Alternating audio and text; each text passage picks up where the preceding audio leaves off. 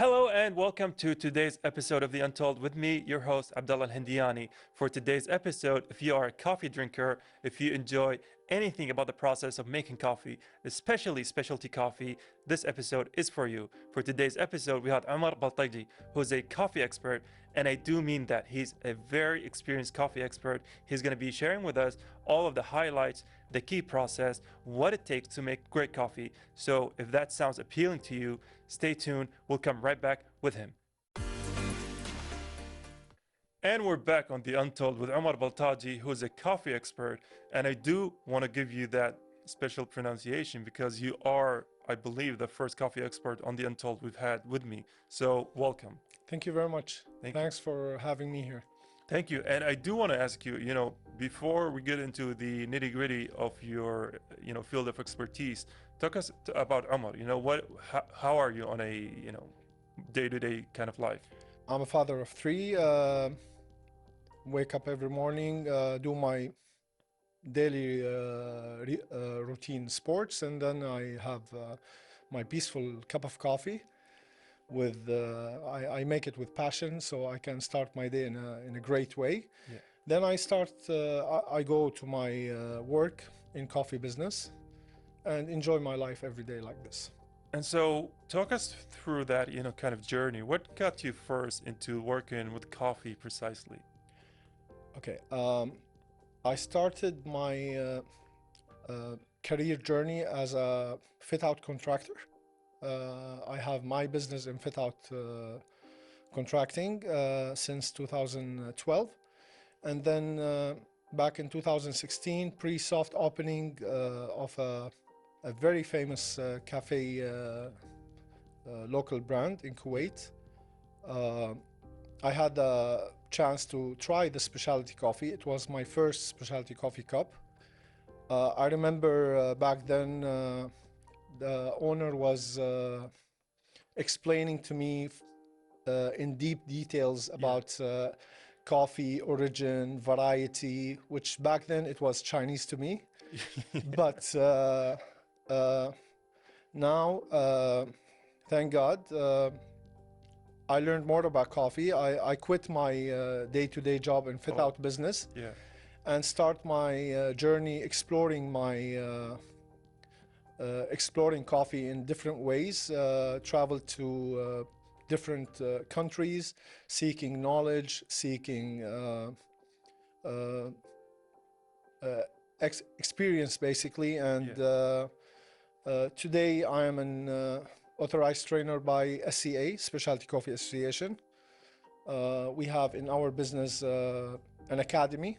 We teach them all kind of methods how to brew coffee. And I have a roastery. I also become a Q grader, which is a higher grade of education in terms of coffee expert, which few people around the world, around 7,000, 8,000 people are Q graders. MashaAllah. And then recently, like a year ago, I was from the first batch from Zurich University for advanced studies in coffee excellence. MashaAllah. That's a really long and admirable kind of journey.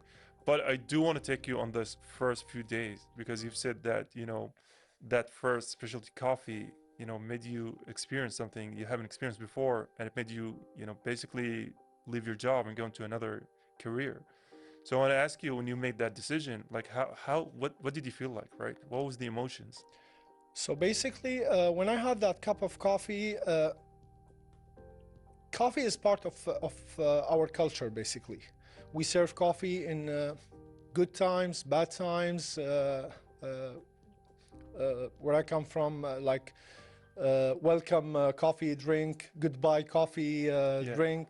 And basically, it's the vibe that I had from the person who was serving that cup of coffee made me question myself.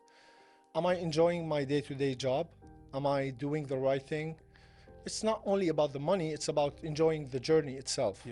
So I remember I came back home and I told my wife, who supported me big time, MashaAllah. I told her I think I will make a crazy decisions. She's used to it, and I will be shifting my career. Don't know where it will, where I will reach, honestly, but I want to enjoy the journey. Yeah. And I had a board meeting with my partners, and then I decided to become a silent partner in that business, and started the journey. Yeah. And speaking of the journey itself, so after so many years, and especially with dealing with coffee, precisely, do you still enjoy it the same as you did those first few days, or has it become just another drink for you now? No. I had a question from my son, who he's 9 years old. He asks a lot of questions nowadays. Yeah, they are curious. He's curious. He asked me, why did you shift career? Especially he saw that I have different kind of business. And I told him, and this came like a natural answer, like it came from my heart. I told him, I don't feel I'm working anymore with coffee. I feel I'm fixing people's mood every morning. Yeah. This is the feeling that That's pretty accurate. And from another perspective, in coffee, we have, I have friends around the world. Close friends from Panama, Colombia, Brazil, Italy, Germany. I have great connection everywhere. And coffee, it's not a beverage for me. It's more about society. It's like community, basically. Yeah. It's a very important part of the day-to-day life. I mean, for me personally, I was enjoying specifically tea for maybe the first 20 years of my life. And then one day I decided to try coffee, and until now, I can't go a day without 2 or 3 cups of coffee. And honestly, each of those cups have a different meaning, right? It's an experience. Yes. Yeah. Especially when you explore different grades of coffee, when you explore the real specialty coffee. Yeah. 2 days ago, we had the privilege to host one of the biggest events for a cupping event, where we will experience an auction coffee, the most prestigious and most expensive coffees around the world. Yeah. Last year, for example, $10,000 was the highest bidder for that kg, green kg. Yeah. Yes. That kind of coffee goes for a lot of money. I didn't know coffee can go that far. Yeah. This year, with this, with the coffees that we cupped recently, we think it will reach up to. It will have a new records. I think it could be $20,000. Is it the coffee beans? Is that what they're selling, or what's? They're selling. What is the product? It's from Panama. Oh. The variety is geisha. Oh, okay. It's a very rare variety where it have a really rare variety, very small micro lots. Oh. It's not easy to put your hands on those kind of coffees, and the cupping score out of 100 this year was 98 for that Mashallah. number one. Yeah. And we never cupped coffee that high score. Yeah. And they make auction every year. We're proud to be also, I didn't mention this before, myself and my partners, we are international judges in this auction. We travel every year to participate in this, representing Kuwait, to represent Kuwait coffee community, and to be part of the international judge. MashaAllah. And you've mentioned, traveling and going internationally several times, and I want to ask you about that. From going all over the world, what kind of experience, I would say, kind of shaped, your approach to coffee the most? Brazil. Brazil? Yes. Okay. Brazil, first of all, Brazil is the biggest producer of Arabica coffee beans around the world. Yeah. And it's the coffee that everyone loves. The notes in the coffee is chocolate nuts, which everyone appreciates. The people who appreciate specialty coffee and the people who don't appreciate, they need the traditional old dark roast coffee. Oh, okay. some people don't like acidity. Acidity Yeah. for them is an enemy. Yeah, like for me, and even though I drink 2 or 3 cups of coffee per day, I still have no idea, all of these kind of little details. So if you say coffee is acid or sour, I have no idea. Yeah. And then you just mentioned something that goes all the way to 10,000 KD, and I thought Dollars. $2. Yeah. It's still a lot of money, and I thought 2 KD for coffee was expensive. So apparently, I was way below that line. Depends on the lot itself, the Yeah. variety, the cupping score, many factors. Yeah, is there, and I'm sure I'm gonna take that with you off camera, but speaking about locally, do we have a place that kind of have the best in all of this? Where Kuwait been pioneer in introducing specialty coffee. Yeah. I would say the first official competition in Saudi Arabia, the barista champion was a Kuwaiti. mashallah. Yes. Yeah, mashallah.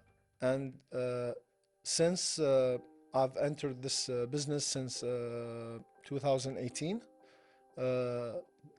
local cafes have developed a lot. They're presenting premium coffee beans. They're taking over a big market share from international franchises. Yeah, mashallah. And yeah, it's a big thing. It is, yeah. I think I speak for, I wouldn't say the majority of locals, but a lot of people here value, coffees, value sitting and having a very peaceful and quiet cup of coffee. Yeah. And I want to ask you, because you are a Q Arabica grader, right? Yes. And so what was the journey to obtain this? What was the hardest part about it and everything related to it? Q Arabica grader, you need to enhance your sensory skills to the max. Oh. It's all about sensory. For example, we're not allowed for 1 week to put any perfumes, to not use any. Oh, for 1 week? Yes, Okay. to not use deodorants. Yeah. Because anything have any scent, Yeah. could affect your sensory and cupping experience. Oh, so you're basically judging the coffee on scent as well, not just taste. And Yes, basically your tongue can give you only 5 basic tastes, which Yeah. is salty, sour, Acid, sweet, yeah. sweet, bitter. bitter, and umami. Yeah. Flavors is basically from your retronasal. It's 80% yeah. of you identify the apple not by eating it, by smelling it, basically. Okay. So if you're having flu, that's why you lose your taste, basically. Yeah. And so, like those sort of things, is it by talent, or do you go through a learning process to know which one is good and which one isn't? It's funny to say, after I became an AST and I teach sensory, Q is a different aspect because we identify specific organic acids, Yeah. phosphoric acid, lactic acid in coffee. We identify defects in the cup. Oh, We have to mashallah. mention it Yeah. in like this is for example sour bean. It have a sour bean. This is over fermented. This is black bean, and That's a lot of details that go into coffee. I Yeah. did not know anything about and it. we have to also educate our sensory skills by building memory within our brain by smelling and sniffing the foods, basically. That's Yeah. why when we cup and we say the taste is it gives me strawberries, papaya, mango, peach. There's nothing in that cup of coffee. But you can smell it. Yeah, you can smell it, and it's based on your memory, sensory memory, okay, where you yeah. can identify the smell of mango. Yeah. Yeah, because sometimes I go to a coffee shop and we are going to go for a break after this one, but I just want to highlight, because sometimes we go to a coffee shop and the bean has fruits on it, and then when you drink it, I'm like, I don't see the difference. But clearly there are difference, because you are studying those kind of differences. And we're teaching it as well. And you're teaching it as Yeah. well. And with that, we are going to take a very quick break. We will come right back after this one. And we're back with coffee expert, founder, entrepreneur, mashallah, the list goes on, Omar Baltaji. I want to ask you about something I think a lot of people are curious about, which is the misconception about coffee, especially specialty coffee. You know, what is something people get wrong about it? First of all, majority of people basically, when you say cup of coffee, the first thing they expect is bitterness. Yeah. And once you serve them specialty coffee, they don't appreciate the acidity out of it, which is a pleasant acidity, not sour. There's a difference between sourness and acidity. Specialty coffee is not just an expensive coffee. It goes back to basically, we always say from farm or from seed to cup. Yeah. So there's a lot of traceability behind it. You could know the farmer name. Mashallah. You could know the area where this coffee grows, which altitude, what variety it is, what is the screen size of the beans, which region, which origin, many aspects of traceability that adds up to of course, to the price of that cup. And once you understand like whatever non-specialty coffee you had before, once you truly have a pleasant cup of coffee with pleasant acidity, pronounced flavors, long aftertaste, pleasant acidity, and so on, you will totally understand the difference, and you'll appreciate it more. You'll appreciate it more. Yeah. And I do love how you highlighted how a lot of people have misconception about the actual taste of coffee, because sometimes even my friends, when I tell them to order a coffee that's unsweetened, that's the actual taste of coffee. Yes. And they are always shocked by how much it tastes differently than whenever they're regularly ordering coffee, because not a lot of people know that if you order coffee, if it has any kind of weird name to it, it's most probably has sugar and sweetened to it. Yeah, but coffee in its most simplistic nature is, you know, like say it has a very unique kind of taste. Black, or if you want to have something else, white. It's white or black. Yeah, I mean, you said it perfectly, right? You can only go one of two ways with coffee. Yes. You don't have to add all the chinos with it, right? The cappuccinos, the frappuccinos. That cappuccino, yes, because it's basically milk, yeah. and coffee. For example, in my business, we don't have syrups. Oh, okay. In our coffee experience lounge, we don't have syrups, we don't have sugar. Oh, so it's coffee in its purest form. We have black, white, dripped coffees. Yeah. Even the milk, for example, if you want to sweeten the milk more, we have a technique. It's called freeze distilled milk. What is that? Where we freeze milk, okay, and then defreeze it, let it drips, so you lose almost 40% of the water content from that milk. Yeah. So you elevated the creaminess of the milk. It becomes more creamy? Yep, more creamy and more sweet. MashaAllah. There's a lot of hidden techniques with coffee I didn't know about. I only thought they move it through a filter and they either put it through a hot cup or a cold cup. Yes. Yeah. So it's definitely wonderful to know all of these things. And I want to ask you, because mashallah, as we mentioned before, you're a trainer, you're an entrepreneur, you're a founder, you're a judge, you're also a taster. So what aspect of those, or what from those, do you enjoy the most? Or is it still, you know, feels like the same, you have the passion for it the same as you did before? Honestly, from a personal level, I really enjoy my origin trips every year. Okay. When I travel for a whole month, between I start depends on each origin have its own crop season. Yeah.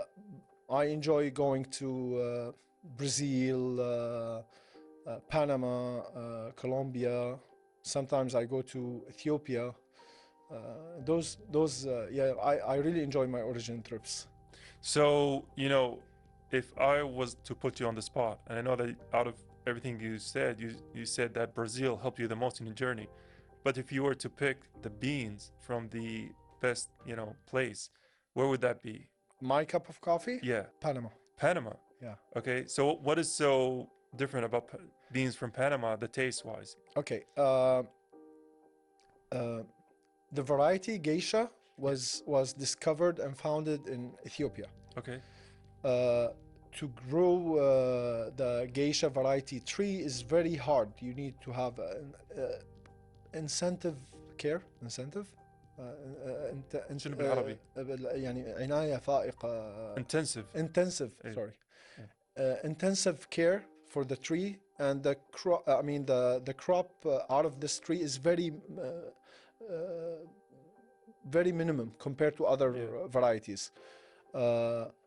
So people dropped it. Then they tried it out in Costa Rica, some other places that you can grow coffee, and then they tried it in Panama. They succeeded after 7 years, and the complexity of Panama geisha coffee is out of this. It's undescribable. And that's your personal favorite. I love it. Yeah. It's expensive one also. Yeah. And speaking of personal favorites, talk me through your coffee making ritual, like you personally. You woke up, now you're gonna make your favorite coffee of the day. What is the process like? So basically, I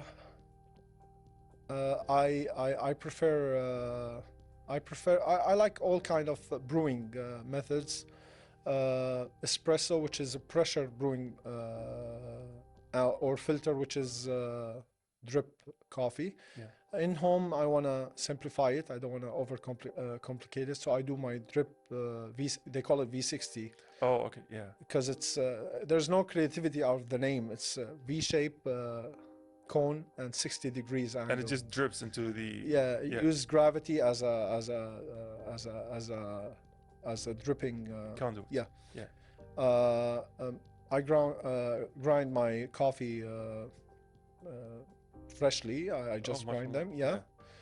Because by the way, you lose 60% of coffee aroma after 15 minutes. Oh, so you have like a really short window of time for. So you just grind, manual grinder, put it on your filter drip method you're doing, and then you just brew your coffee and enjoy it. Yeah, and speaking of enjoying the process, we've spoken so much, we beautified the process of coffee, but what is something, I wouldn't say you hate, but what is something you dislike the most about this process of coffee, of making coffee? Sometimes the knowledge is your enemy. Oh, how is that? Sometimes when you do the perfect ratios and brew your coffee, but then when you drink your cup of coffee, you understand instantly that you under extracted your cup. Oh, so it's like your own. You are your own worst enemy. Yes. Yeah. So you need to do it again, and because you can make a better cup of coffee out of this bean. So you have like endless cups of coffee until you reach the proper one. Yes. Yeah, I mean that's a very good dilemma to have. Yeah. This reminds me of I forgot which chef was it, maybe Gordon Ramsay or someone else, that says I can't enjoy food anymore because I always criticize it. Is it the same process for you? Yes. Yeah, and I feel like because you know so much about coffee, even if you're drinking specialty coffee from a cafe or someplace, you're like, oh, they got this wrong, they got this wrong, they got this right, they got this right.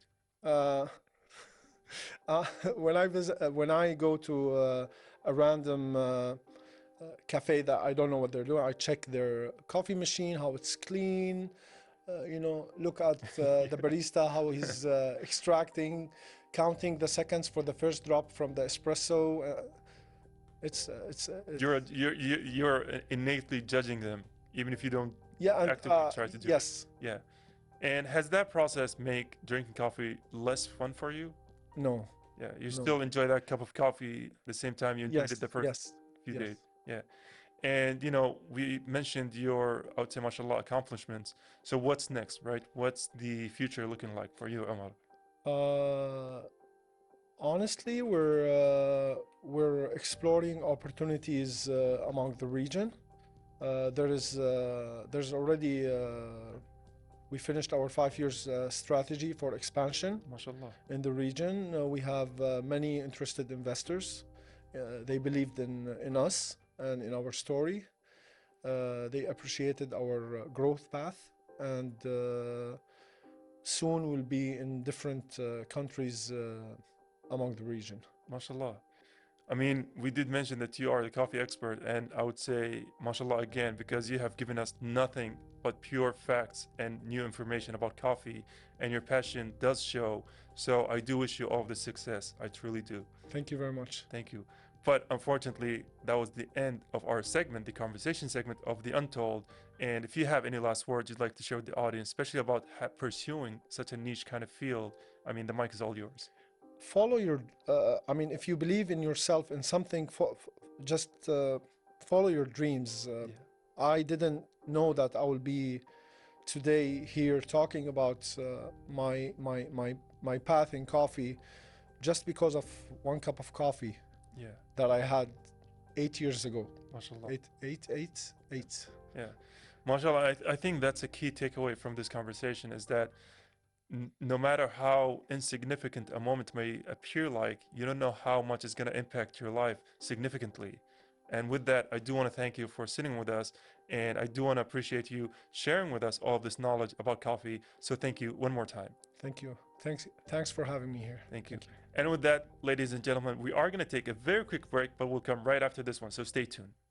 That we have reached the end of the recap episode of The Untold. You know, the reason why I love our recap episode is because it allows us to relive, you know, personally speaking, relive the experiences, the stories, the journeys, and basically go through all of the nitty-gritty details of our guest. But unfortunately, that was all the time we've had. And until next time, goodbye for now.